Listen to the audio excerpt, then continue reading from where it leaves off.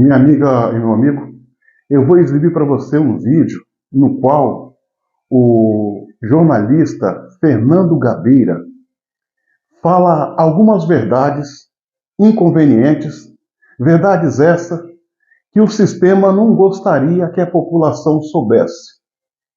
Verdades que mostra o verdadeiro esquema espúrio que existe por parte do sistema para perseguir a direita e o seu líder maior, Jair Messias Bolsonaro. Essa fala poderia ser, a fala dele poderia ser uma fala para cair no vazio como tantas outras iguais caíram. Mas quem é Fernando Gabeira? Fernando Gabeira é ex-militante de esquerda, insurgente dos anos 60 contra o regime militar, ex-deputado federal por partido de esquerda. Fernando Gabeira é comentarista da Globo News, TV Globo News, do grupo Rede Globo. Então, minha amiga e meu amigo, essa fala que ele faz tem muito peso, porque ele é da esquerda, ele é da Globo, ele é militante de esquerda. Por esta razão, ela tem muito peso. É bem verdade o que ele falou, analista de direita, já vem falando há muito tempo, mas dessa vez é diferente. Olha a fala do Fernando Gabeira, depois eu venho com um comentário. Mas a nossa concordância começa a desaparecer quando as pessoas pensam que houve uma manifestação e pronto, não há o que refletir sobre ela. Eu sou daqueles que acham que é preciso refletir. O Bolsonaro é um político que está sob a carga do governo, da Polícia Federal, da Justiça e da grande imprensa. No entanto, ele conseguiu mobilizar milhares de pessoas. Não creio que nenhum político brasileiro, nesse momento, exceto possivelmente o próprio presidente da República, tenha condições de mobilizar tanta gente. E isso é um dado importante. Como que uma pessoa tão desgastada, através da imprensa e pela pressão das instituições, continua com tanto apoio popular. Eu acho que ali havia pessoas que são bolsonaristas, que gostam do Bolsonaro e o apoiam de uma forma incondicional. Eu acho que havia também gente que se identifica com a extrema-direita, que tem posições de direita e que estava ali para apoiar o seu líder. No entanto, eu acho que muitas pessoas que chegam a uma manifestação como essa também estão insatisfeitas com a situação. Eu acho que elas estão insatisfeitas com o governo, estão insatisfeitas com o Supremo Tribunal Federal e estão insatisfeitas com a grande imprensa. Isso é algo que merece uma reflexão. Acho que grande parte dessas pessoas mantém uma certa oposição ao que está acontecendo no Brasil e também considera que a carga sobre o Bolsonaro, às vezes, é desproporcional. Você vê, por exemplo, que houve no dia da manifestação um episódio perfeitamente evitado. Prenderam um blogueiro português, Sérgio Tavares.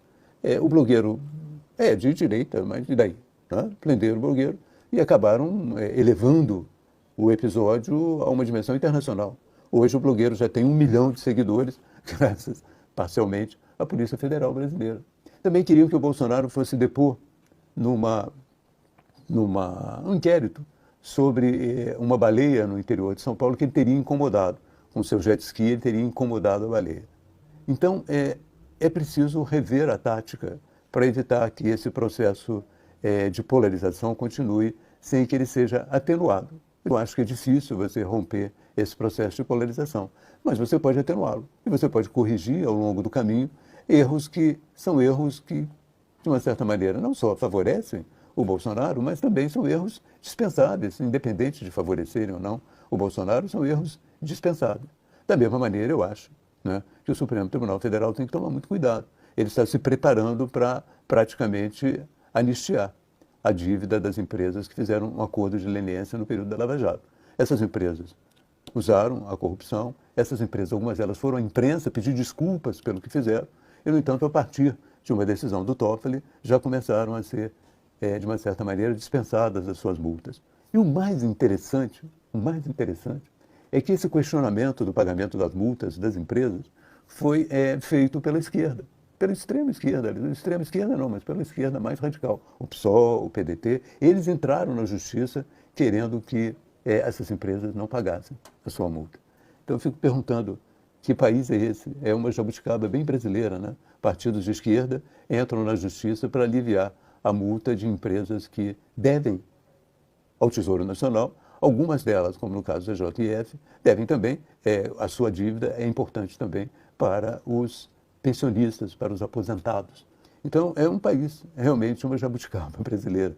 Você tem a esquerda perdoando multas, ou trabalhando para perdoar multas, de empresas, algumas delas que devem também aos aposentados, aos fundos de pensão, que dependem enormemente desse dinheiro para seguir adiante.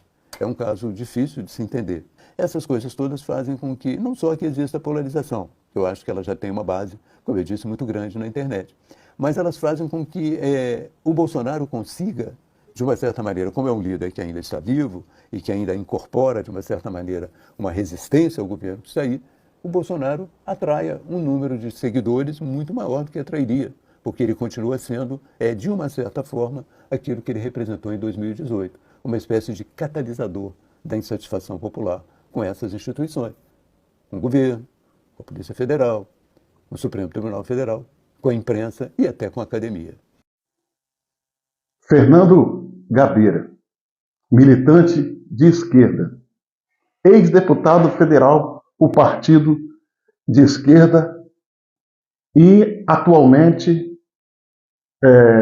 membro do quadro de jornalista da Rede Globo. Fernando Gabeira, de vez em quando, ele fala algumas verdades que a direita e a esquerda precisam ouvir. Por muitas vezes, Fernando Gabeira é pego cometendo atos de coerência. Foi ele quem disse uma certa vez que a esquerda, no regime militar, não brigava por democracia, mas sim para implantar uma outra ditadura, tirar a ditadura militar e colocar a ditadura do proletariado. Fernando Gabeira,